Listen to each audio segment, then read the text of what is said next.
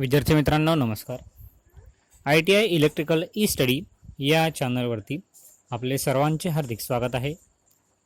आज या ठिकाणी आपण इलेक्ट्रिशियन प्रथम वर्ष थेअरी त्यामधील जो अल्टरनेटिंग करंट म्हणजे AC सप्लाय जो कन्सेप्ट आहे त्यामधील ज्या काही महत्त्वाच्या व्याख्या आहेत, ज्या डेफिनेशन्स आहेत त्याबद्दल माहिती घेणार आहोत. चला तर मग घेऊया माहिती अल्टरनेटिंग करंट संदर्भातील काही डेफिनेशन्स.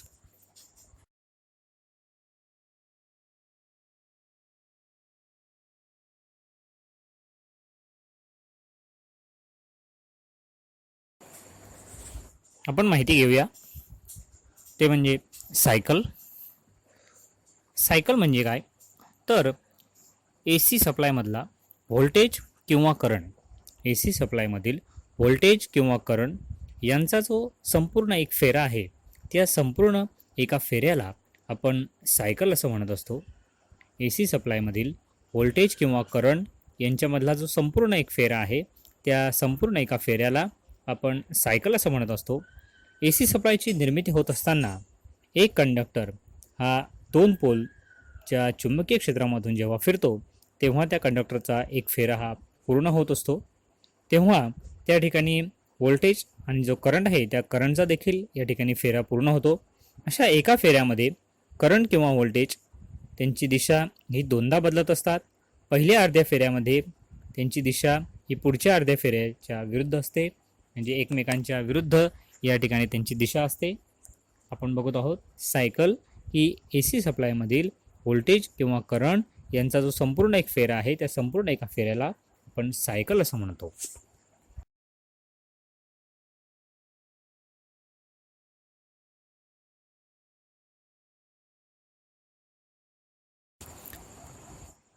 आता आपण बघूया टाइम पिरियड म्हणजे काय तर AC सप्लायमधला व्होल्टेज किंवा करंट, AC सप्लायमधील व्होल्टेज किंवा करंट यांचा जो संपूर्ण एक फेरा आहे म्हणजे एक जी सायकल आहे ती सायकल पूर्ण होण्याला जो काही वेळ लागतो त्या वेळेला आपण टाइम पिरियड असं म्हणतो. AC मधील व्होल्टेज किंवा करंट यांचा जो संपूर्ण एक फेरा आहे म्हणजे जो सायकल आहे ती पूर्ण होण्याला जो काही वेळ लागतो त्या वेळेला आपण टाइम पिरियड असं म्हणत असतो. म्हणजेच उदाहरणार्थ जर एक सायकल पूर्ण होण्यासाठी जर आपल्याला 0.50 सेकंद इतका वेळ लागत असेल तर 0.50 सेकंद हा त्या ठिकाणी टाइम पिरियड आहे. टाइम पिरियड बरोबर 1 फ्रिक्वेन्सी, म्हणजे या ठिकाणी फ्रिक्वेन्सी म्हणजेच काय की सप्लायची फ्रिक्वेन्सी. आता आपण बघूया फ्रिक्वेन्सी म्हणजे काय तर एका सेकंदामध्ये पूर्ण होणाऱ्या सायकलच्या संख्येला, एका सेकंदामध्ये पूर्ण होणाऱ्या सायकलच्या संख्येला आपण फ्रिक्वेन्सी असं म्हणत असतो. म्हणजे एका सेकंदामध्ये जेवढ्या काही सायकल होतील, जेवढ्या काही सायकल पूर्ण होतील त्या पूर्ण होणाऱ्या सायकलच्या संख्येला आपण फ्रिक्वेन्सी असं म्हणत असतो. ही जी फ्रिक्वेन्सी आहे त्या फ्रिक्वेन्सीची सांकेतिक खूण ही कॅपिटल F आहे आणि त्याचं जे एकक आहे ते सायकल पर सेकंद किंवा हर्ट्ज असं आहे. प्रत्येक देशाची जी वीज निर्मिती आहे त्या वीज निर्मितीची फ्रिक्वेन्सी ही वेगवेगळी असते. आपल्या भारत देशाची जी वीज निर्मिती आहे त्या वीज निर्मितीची फ्रिक्वेन्सी ही 50 हर्ट्ज आहे. त्याचबरोबर अमेरिकेची वीज निर्मितीची फ्रिक्वेन्सी ही 60 हर्ट्ज आहे. जे भारतीय विद्युत नियम आहे त्या विद्युत नियमानुसार जी काही फ्रिक्वेन्सी आहे त्या फ्रिक्वेन्सीमध्ये 3% जास्त बदल होता कामा नये असा या ठिकाणी नियम आहे. आपण बघत आहोत फ्रिक्वेन्सी.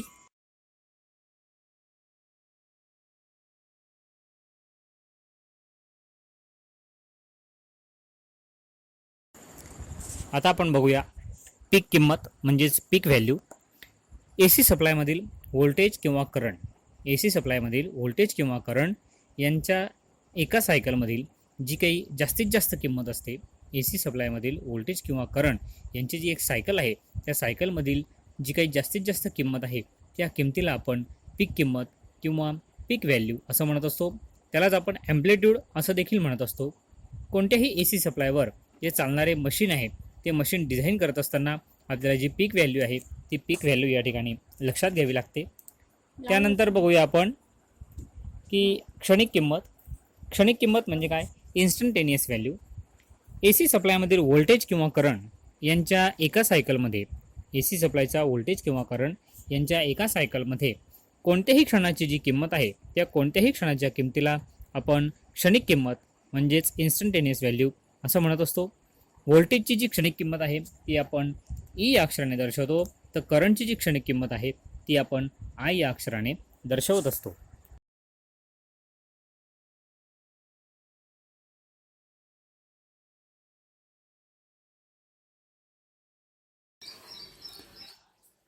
आता आपण बघूया ती म्हणजे सरासरी किंमत म्हणजेच ॲव्हरेज व्हॅल्यू. ए सी सप्लायचा व्होल्टेज किंवा करंट यांची जी अर्धी सायकल आहे, ए सी सप्लायचा व्होल्टेज किंवा करंट यांची जी अर्धी सायकल आहे, या अर्ध्या सायकलमधील सर्व क्षणिक किमतीची जी सरासरी किंमत आहे त्या सरासरीला सरासरी किंमत असं म्हणतात, म्हणजेच ॲव्हरेज व्हॅल्यू असं म्हणतात. जर ए सीची पीक व्हॅल्यू 1 असेल तर सरासरी किंमत ही नेहमी 0.637 एवढी येते. ए सी सप्लायमधील व्होल्टेज किंवा करंट यांच्या अर्ध्या सायकलमधील सर्व क्षणिक किमतीच्या सरासरीला आपण सरासरी किंमत असं म्हणत असतो. आता बघूया आपण R M S value. R M S value म्हणजे काय? जर एखाद्या रेजिस्टरमधून विशिष्ट वेळ आपण डी सी करंट पाठवला, एखाद्या रेजिस्टरमधून विशिष्ट वेळ आपण जर डी सी करंट पाठवला तर त्या रेजिस्टरमध्ये जेवढी उष्णता निर्माण होते तेवढीच उष्णता त्याच रेजिस्टरमध्ये तेवढ्याच वेळेत निर्माण करण्यासाठी जो ए सी सप्लाय लागेल त्या ए सी सप्लायच्या किमतीला आपण आर एम एस व्हॅल्यू असं म्हणत असतो. एखाद्या रेजिस्टरमधून विशिष्ट वेळ डी सी करंट पाठवल्यास त्या रेजिस्टरमध्ये जेवढी उष्णता निर्माण होईल तेवढीच उष्णता त्याच रेजिस्टरमध्ये तेवढ्याच वेळेस निर्माण करण्यासाठी जो ए सी करंट लागतो त्या ए सी करंटच्या किमतीला आपण आर एम एस व्हॅल्यू असं आपण म्हणत असतो.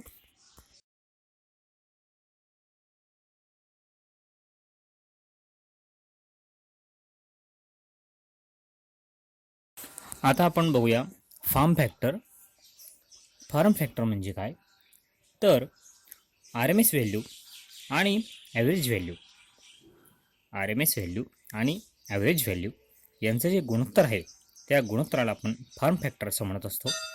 म्हणजेच फॉर्म फॅक्टर म्हणजे आर एम एस व्हॅल्यू भागिले ॲव्हरेज व्हॅल्यू यांचं जे गुणोत्तर आहे त्या गुणोत्तराला आपण फॉर्म फॅक्टर म्हणतो.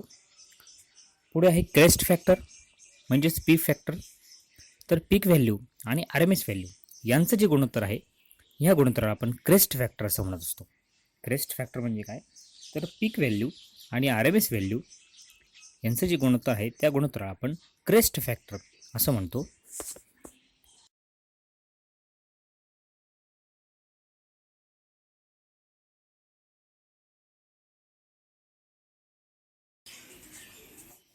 आता आपण बघूया अदिश राशी आणि सदिश राशी. अदिश राशी म्हणजे काय? Scalar quantity.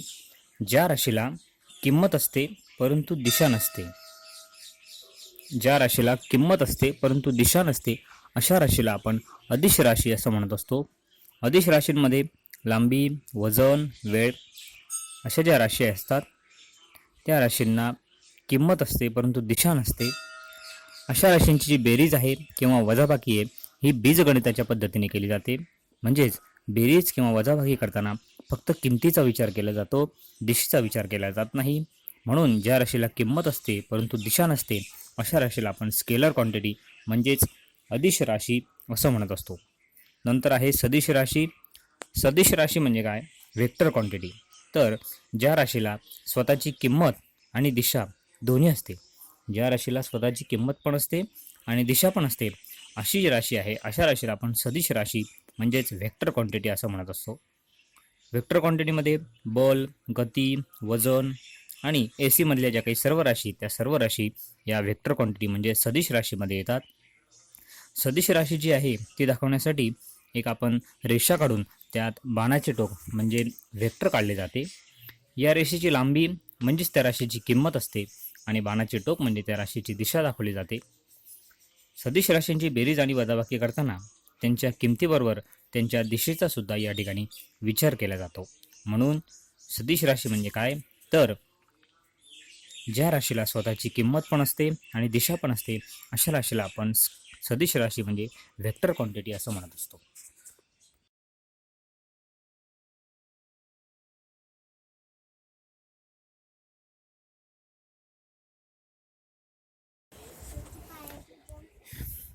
आता आपण बघूया फेज म्हणजे काय.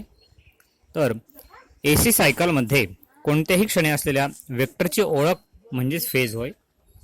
AC सायकलमध्ये कोणत्याही क्षणी असलेला जो वेक्टर आहे त्या वेक्टरची ओळख म्हणजे आपण फेज असं म्हणतो. आपण शेजारची आकृती बघू शकतो. या ठिकाणी एक वेक्टर डायग्राम काढलेला आहे.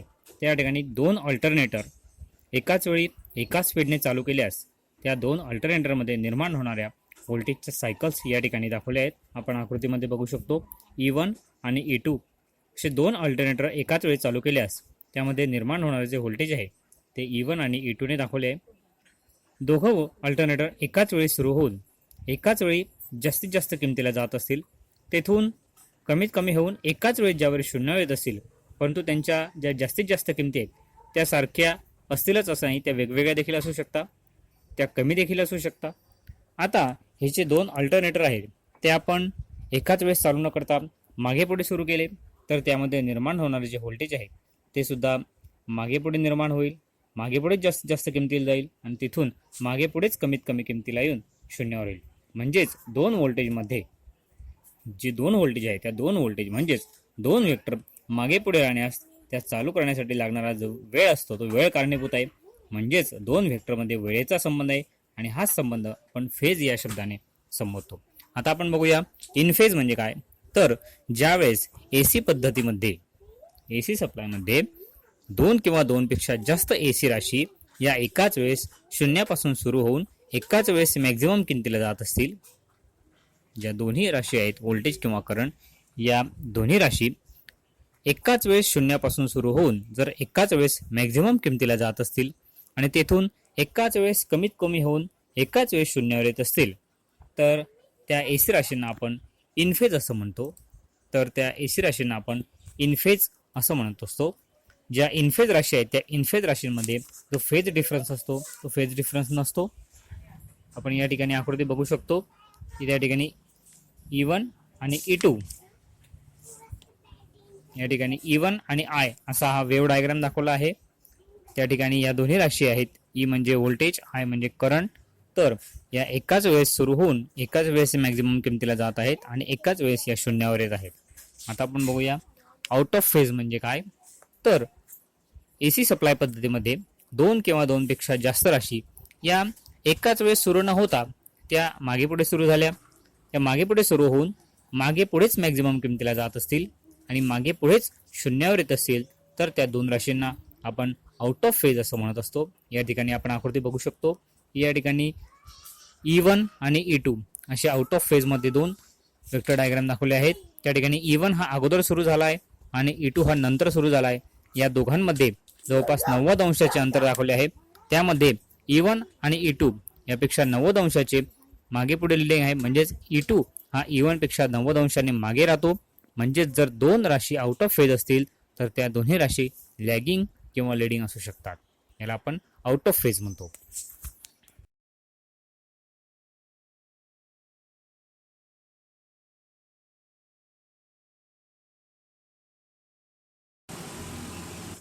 आता आपण बघूया तो म्हणजे फेज डिफरन्स म्हणजे काय.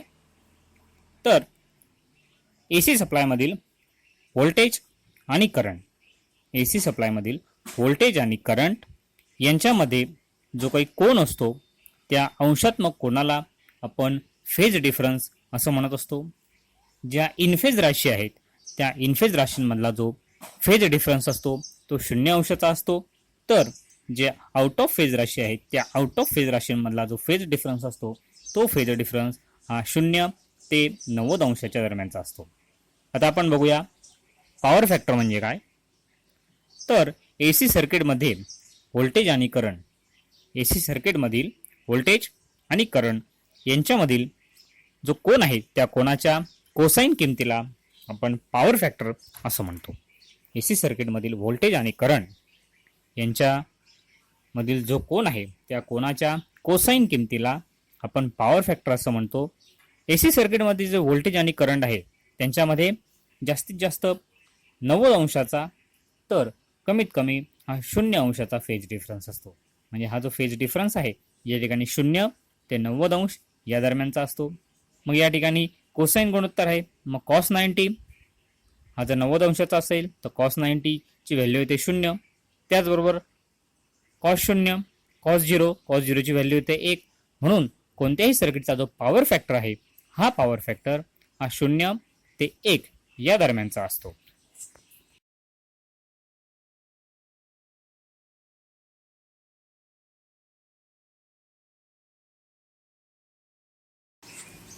आता आपण बघूया इंडक्टन्स म्हणजे काय आणि इंडक्टिव्ह रिॲक्टन्स म्हणजे काय.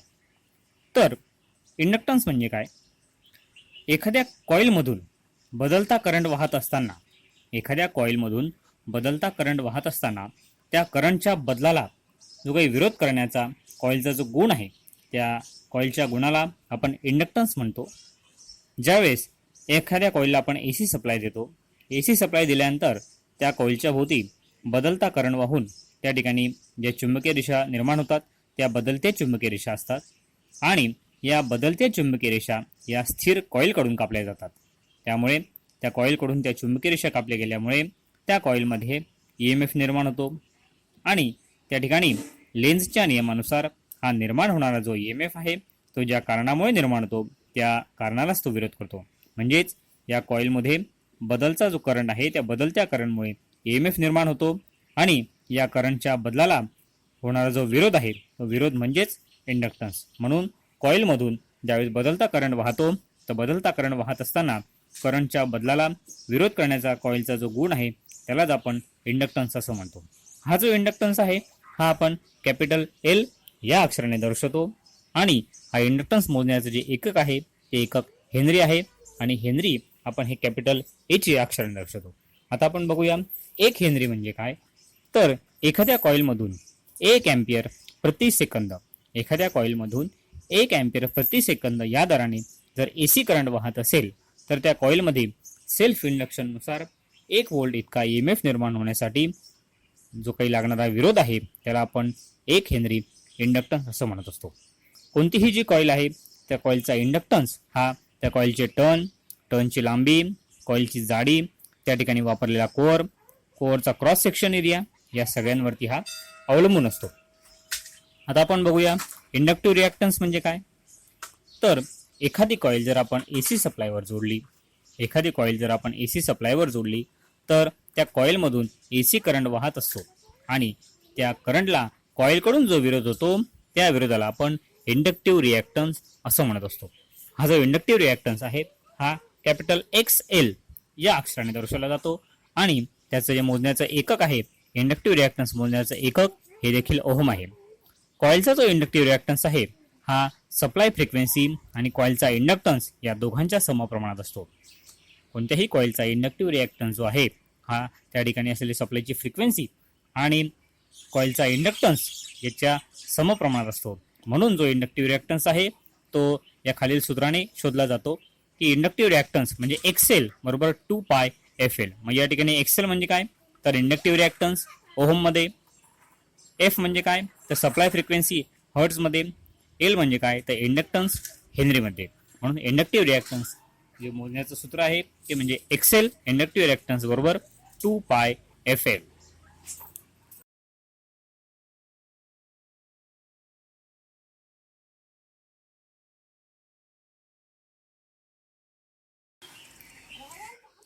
आता आपण बघूया कपॅसिटन्स म्हणजे काय आणि कपॅसिटिव्ह रिॲक्टन्स म्हणजे काय. तर कपॅसिटन्स म्हणजे एखाद्या कॅपॅसिटरमध्ये इलेक्ट्रिक चार्जच्या स्वरूपामध्ये इलेक्ट्रिक एनर्जी साठवून ठेवतो आपण. कॅपॅसिटरमध्ये जी एनर्जी आहे ती आपण इलेक्ट्रिक चार्जच्या स्वरूपात साठवून ठेवतो. तर कॅपॅसिटरमध्ये इलेक्ट्रिक चार्जच्या स्वरूपामध्ये इलेक्ट्रिक एनर्जी साठवून ठेवण्याचा जो कॅपॅसिटरचा गुण आहे त्याला आपण कॅपॅसिटन्स असं म्हणत असतो. जो कॅपॅसिटन्स आहे तो कॅपिटल C या अक्षराने दर्शवला जातो आणि तो फॅरेडमध्ये मोजला जातो. कॅपॅसिटन्स जो आहे तो कॅपिटल C या अक्षराने दर्शवतात आणि फॅरेडमध्ये मोजला जातो.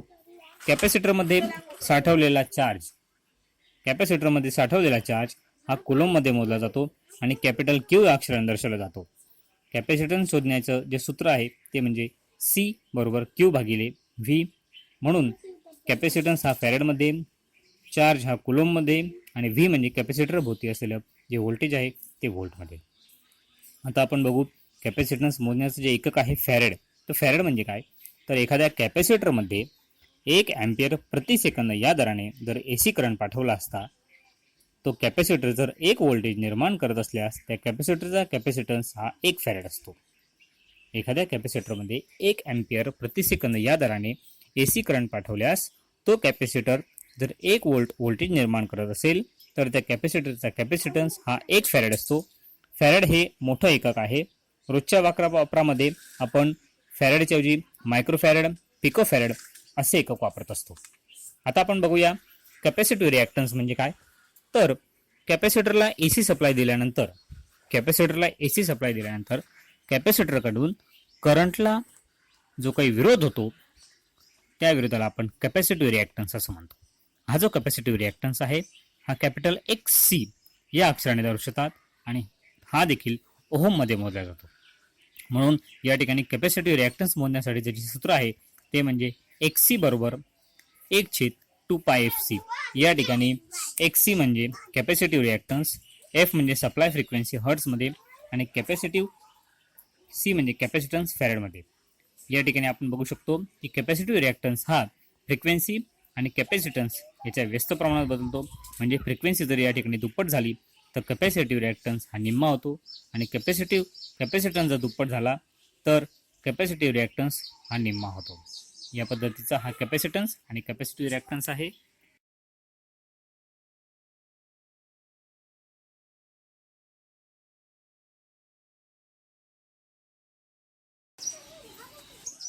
आता आपण बघूया ते म्हणजे रिॲक्टन्स आणि इम्पिडन्स.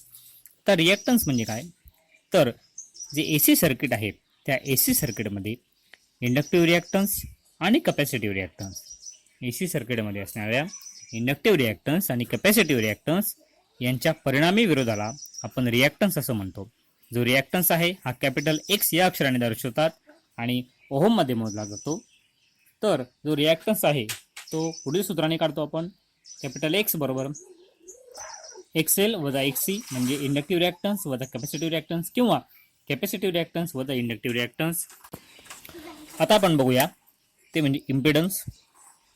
AC सर्किटमध्ये वेगवेगळ्या प्रकारचे विरोध जोडल्यास, AC सर्किटमध्ये जर आपण वेगवेगळ्या प्रकारचे विरोध जोडले, जसं काही रेजिस्टर आहे, इंडक्टिव्ह रिॲक्टन्स आहे, कॅपॅसिटिव्ह रिॲक्टन्स आहे, तर हे जे काही विरोध आहे यांचा जो परिणामी विरोध आहे त्या परिणामी विरोधाला आपण इम्पिडन्स असं म्हणतो. AC सर्किटमधील रेजिस्टर आणि रिॲक्टन्स यांची जी व्हेक्टर बेरीज आहे त्या व्हेक्टर बेरीजला देखील आपण इम्पिडन्स म्हणतो किंवा AC सर्किटमधील जो एकूण विरोध आहे त्याला सुद्धा आपण इम्पिडन्स म्हणतो. हा जो इम्पिडन्स आहे हा कॅपिटल Z या अक्षराने दर्शवला जातो आणि तो मोजण्याचं जे एकक आहे तो मोजण्याचं एकक हे ओहम हे आहे. इम्पिडन्स मोजण्याचं एकक देखील ओहम हेच आहे.